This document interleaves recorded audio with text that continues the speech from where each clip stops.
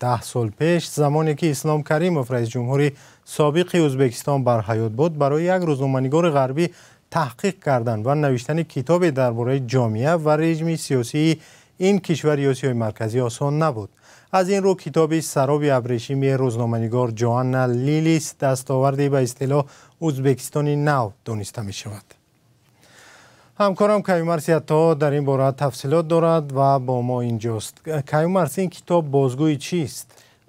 عبدالمومن، پیش از همه ما یک باب یا فصل کتاب را درباره وضع آزادی بیان در ازبکستان دیدیم و به گمان است که در تاشکند از آن افتخار کنند. کتاب جوانا لیلیس نشان میدهد که وعده های داده شوکت میرزیایف که سال 2016 پس از مرگ اسلام کریموف به قدرت رسید چگونه از بین می روند. برای مثال روزنامه‌نگار انوره صادقова نقل کرده است که ماه می سال 2020 وقت سربند سردابه در ازبکستان رخنه شد و او به جای حادثه رفت، مردم آنجا میگفتند که همه چیز خوب است و تاکید میکردند که ضرر ندیدند. صادقова نقل کرده است که مسئله را ژرف‌تر گفت و معلوم شد که مقامات محلی به ساکنان دستور دادند که در صحبت با نمایندگان مطبوعات لب به شکایت نکشند. زمانی که صادقова درباره کوشش مقامات برای پنهان کردن معلومات در فیسبوک در شبکه فیسبوک نوشت، در حال از کار رانده شد. تلاش دیگری او برای تأسیس نشریه راست 24 که اکثرا درباره فساد مالی می نوشت عمری دراز ندید.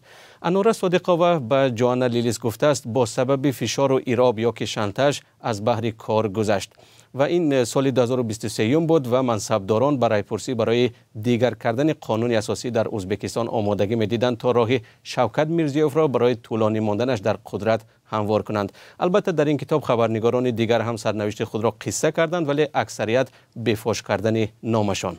در هر صورت بعدی به قدرت رسیدن شوکت میرزیایف کیومرث در کشور همسایه تاجیکستان گفته می شود بعض دیگرگونی شده است. از جمله بعضی زندانیان رها شدند و بلاگران زیادی به میدان آمدند.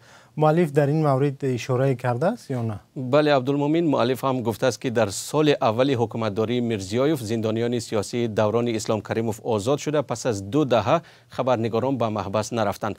اما 6.5 سال زندانی شدن بلاگر آتابک ستاری در سال 2021 این آغاز روند دیگرگونه بود. بعد از این موردهای بازداشت و حبس در ازبکستان کم نشد، برعکس سلسله قانونهای سرکوبگر به مثل جنایت دانستن تحقیر پرزیدنت وضع را بدتر گرداند. جوانا لیلیس باور دارد که بازگشت ازبکستان به حالت پیشینه در بعضی از بخش‌ها البته تا جای منطقی است، چون به گفته او فضایی که در آن آزادی واقعی بیان حاکم باشد بنابر ذهن رهبران خودکامه به رژیم آنها تهدید می‌کند. کتاب لیلیس این اثر اولین به زبان انگلیسی است که وضع را در ازبکستان بعد از اسلام کریموف نشان می‌دهد. از این پیش کتاب ازبکستان نو با زبان لهستانی در شهر ورشوا یعنی در لهستان نشر شد.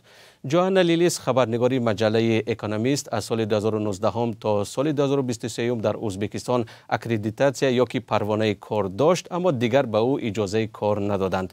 سراب ابریشمی این کتاب دومی او درباره منطقه آسیای مرکزی است. کتاب اولش سالهای تاریک داخل دنیای پنهانی قزاقستان نام دارد، ولی همینجا باید اشاره کنیم که هنوز درباره تاجیکستان کتاب نشر نکرده است. تشکر کیومرث. بینندگان ارجمند، تفصیلاتی بیشتر درباره کتاب سراب ابریشمی جوانا لیلیس را میتوان در سامانه رادیو آزادی پیدا کرد.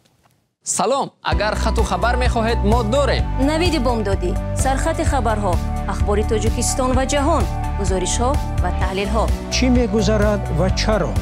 دانستن فهمیدن است. ضمیمه یا اپ ما را بگیرید.